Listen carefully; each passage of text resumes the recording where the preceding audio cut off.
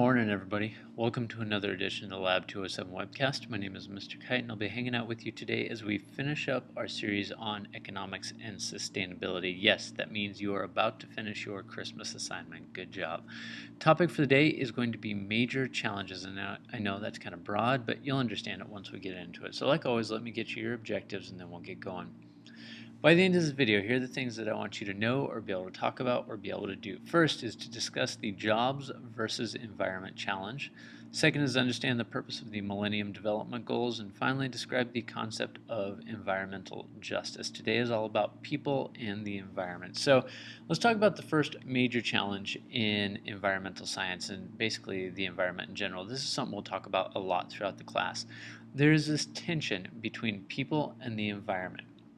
One side argues that if we are going to worry about people and the development of people and the health of people and the happiness of people and bringing people up and out of poverty, then we cannot worry as much about the environment, because as people have a greater standard of living, they are probably going to consume more resources and may in turn be harder on the environment. So some people say that what we should focus on the people and the environment is kind of secondary. The other side of the spectrum says we must focus first on the environment, because how can you have a healthy lifestyle and healthy people if the environment is not in good shape? So there's this tension that we'll talk about all the way through class about one side saying people first, the other side saying environment first, and then trying to find the in-between place between those two viewpoints is often very difficult, because it's two very different worldviews that are arguing for either side. And there's a lot of people that rightfully are probably concerned about the environment, but they're also concerned about human well-being. So it becomes a very sticky situation when you try to figure out in a situation,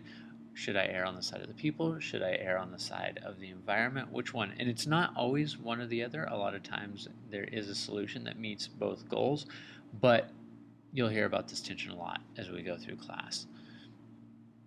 Talking about inequality and injustice, which is going to be our topic for the rest of the video. I want to get you guys a couple of stats to set the stage a little bit. Here's some stats as of 2011. So in 2011, 1/6 of the human population lived in slums. That would be impermanent settlements. Also, 1/6 of the human population did not have access to clean water or sanitation. In that year, 1/6 of the human population lived on less than $1 per day. So when I say 1/6 of the world population, I'm talking about, 1 to 1.5 billion people. 50% of the human population live on less than $2 per day. So that's probably something like 3.5 billion people living on less than $2 per day. And we're finding that around the world, global inequality is growing rather than shrinking. So the thought would be, as the world is becoming more developed, that those who are in poverty should be rising out of poverty, and the gap between the rich and the poor should be closing.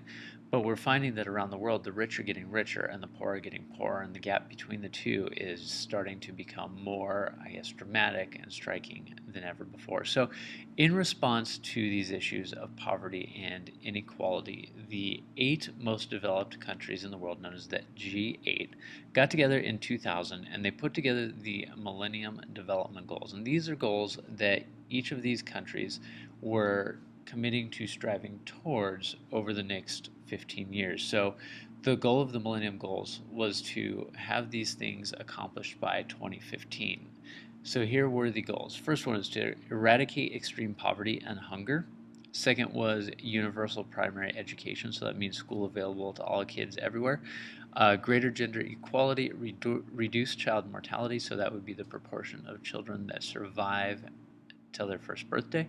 Improved maternal health, combating HIV, AIDS, malaria, and other diseases, ensuring environmental sustainability, and develop a global partnership for development. Now, obviously, these goals are very grand goals. Of the G8 countries, some are making significantly more progress towards meeting these goals. Others are not making much progress at all, but they're at least something to strive towards and to work for. Things like combating HIV, AIDS, and malaria, that fight's going pretty well. Ensuring environmental sustainability depends on who you're talking about. Eradicating extreme poverty and hunger, as I talked about that in the last slide, that is something that is getting worse, not better. So all of the countries that committed to these goals should be moving in that direction, but it's looking at this point like in 2015, when these things were supposed to be accomplished, we're not yet going to be there.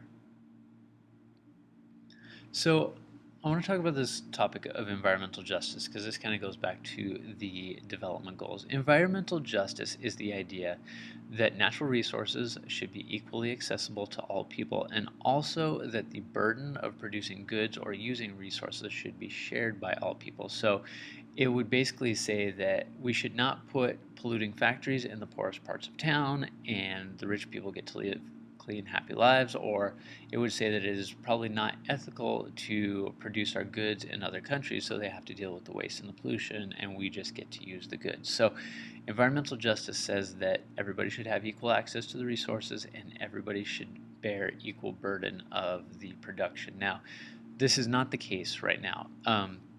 If you go to a lot of major cities around America, studies have been done showing that the zip codes that have either the highest minority populations or the lowest incomes or both usually have the most polluting industries in that area. So if you were to go around a city, you would typically find that, let's say there was a solid waste incineration plant, a place that burns trash. The poorest people in the city are probably going to be living in that area. Or if there's an area that has like a wastewater treatment plant or a landfill or a factory that is polluting the environment, it's probably going to be the poorest people that live in that area. And there's probably a couple reasons for that.